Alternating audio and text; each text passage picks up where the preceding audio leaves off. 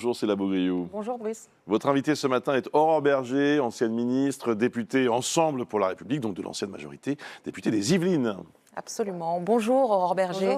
Bonjour. Hier, en Conseil des ministres, le gouvernement s'est offert la possibilité de recourir au 49.3. Vu les discussions, il faut qu'il dégaine vite. C'est un débat qu'on a depuis 2022, parce qu'à partir du moment où vous savez que vous n'avez pas de majorité absolue, et où les oppositions ont déjà annoncé, avant même la fin de l'examen, que de toute façon elles s'opposeraient au budget, évidemment que c'est une question qui se pose, il ne faut pas faire semblant. Donc oui, il y aura forcément l'utilisation à un moment d'un 49.3. Mais quand ? Qu'est-ce que vous... Moi, en tant que parlementaire, j'ai envie de vous dire, on a envie évidemment que les débats puissent se dérouler, parce qu'on a travaillé sur ce budget, et on a envie aussi, à un moment, qu'un certain nombre d'amendements qui feront peut-être consensus dans l'Assemblée, que nous, on a portés, puissent être conservés, comme on dit dans le 49.3. Donc pour ça, encore faut-il qu'ils aient été débattus, examinés et votés. Sinon, ça n'est pas possible. Après, c'est aussi le risque un peu d'un concours Lépine. On l'a vu déjà hier. Il va y avoir des majorités se former contre vous. Alors ça, c'est toujours le risque à partir du moment où vous êtes en majorité relative. Le risque surtout, c'est que les Français ne comprennent pas très bien ce qui est en train de se passer sur le budget et voient séance après séance qu'on augmente de 2 milliards, de 5 milliards, donc, de 10 milliards, de 20 milliards, de 60 milliards les impôts, comme c'était le cas en commission des finances. Sur la hausse des impôts sur les sociétés, est-ce que vous considérez que le gouvernement doit revoir sa copie qu'est-ce que vous dites là-dessus? Alors, moi, j'ai assumé de déposer ce qu'on appelle un amendement de suppression, parce que je pense que c'est une mauvaise idée que d'augmenter les impôts sur les sociétés, parce que c'est un enjeu d'attractivité. S'il y a bien une chose qu'on nous reconnaisse de manière très claire depuis 7 ans, c'est qu'on a permis la recréation d'emplois. Et ça ne vient pas de nulle part, la recréation d'emplois, c'est que vous créez un climat qui fait que les entreprises se disent que c'est du sens d'investir en France, à la fois des grandes entreprises, comme des TPE, comme des PME. Pourtant, votre président de groupe, Gabriel Attal, n'y est pas défavorable.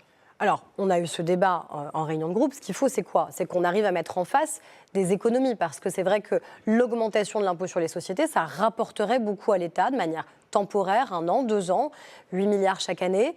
Mais en face, il faut donc du coup mettre des économies pour permettre qu'on ait d'autres alternatives. Et je crois qu'on a d'autres sources qui permettraient non pas d'augmenter les impôts, mais de baisser la dépense. Et on l'a revu encore hier dans des débats. Moi, j'ai proposé des baisses de dépenses. Et c'est toujours beaucoup plus difficile d'arriver à faire adopter des baisses de dépenses que malheureusement des hausses d'impôts. Parmi les mesures remarquées, il y a la défiscalisation des pensions alimentaires pour les personnes, en grande majorité des femmes, qui la reçoivent. Au contraire, ceux qui la versent perdront cet avantage. Pour l'ex-ministre des Solidarités et de la Famille que vous êtes, vous dites que c'est une avancée pour les droits des familles monoparentales ? C'est une avancée parce qu'aujourd'hui, la quasi-totalité des pensions alimentaires versées sont versées à des femmes. Et ce qui se passe, c'est qu'à partir du moment où vous fiscalisez la pension alimentaire, on a des femmes qui changent en fait dans le barème de l'impôt sur le revenu, voire même qui entrent dans le barème de l'impôt sur le revenu. Donc ça veut dire qu'à la fin, elles y perdent.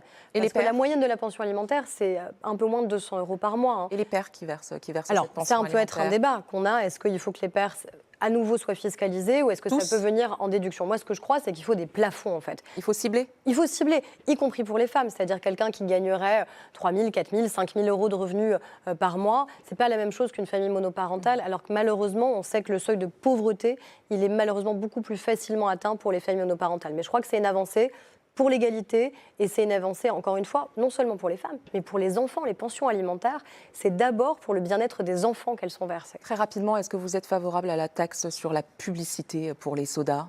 Alors, moi, je pense qu'il faut arrêter la créativité sur les taxes, parce que là, on fait des taxes sur le sucre, sur le sel, sur le gras, sur l'alcool. Enfin, bref, un moment, tout ce qui existe, on va le taxer. Tout ce qui existe dans le studio va avoir une taxe supplémentaire. Je crois que c'est pas comme ça que ça fonctionne, parce qu'à la fin, c'est le consommateur qui va trinquer, c'est le consommateur qui va voir sa facture augmenter. Et je crois qu'on a surtout eu depuis 2 ans un débat sur la question du pouvoir d'achat. Le pouvoir d'achat, c'est le travail.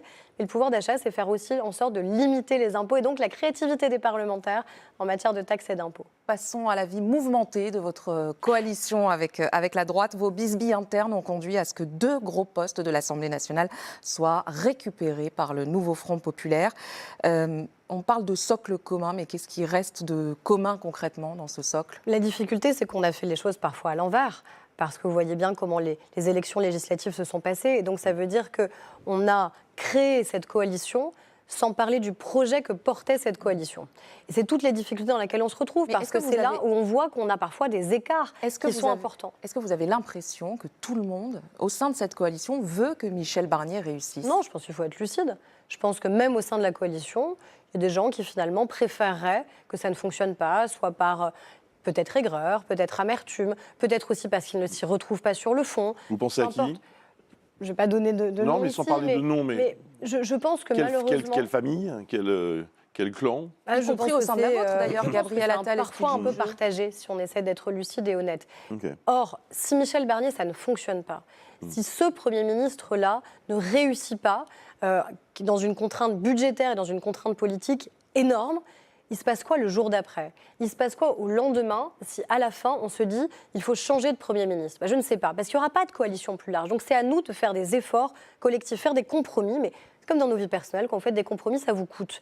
Il faut accepter que ces compromis nous coûtent, mais il faut accepter que notre intérêt et l'intérêt du pays, c'est la réussite du Premier ministre, pas à n'importe quelle condition, je l'ai dit sur le budget, mais il faut que ça fonctionne. Gabriel Attal s'apprête à être candidat à la présidence du parti. Est-ce que c'est compatible avec son poste actuel? C'est les militants qui en décideront, puisqu'on aura un vote, et je crois que c'est sain, encore une fois, dans un parti politique d'avoir un vote. Vous le savez, je soutiens Elisabeth Borne parce que justement, je crois qu'on a une pluralité de talents. On a 2 anciens premiers ministres qui ont porté des combats. Elisabeth Borne, elle a porté justement une réforme essentielle quand on parle d'enjeux budgétaires, qui est la réforme des retraites, et elle n'a pas tremblé.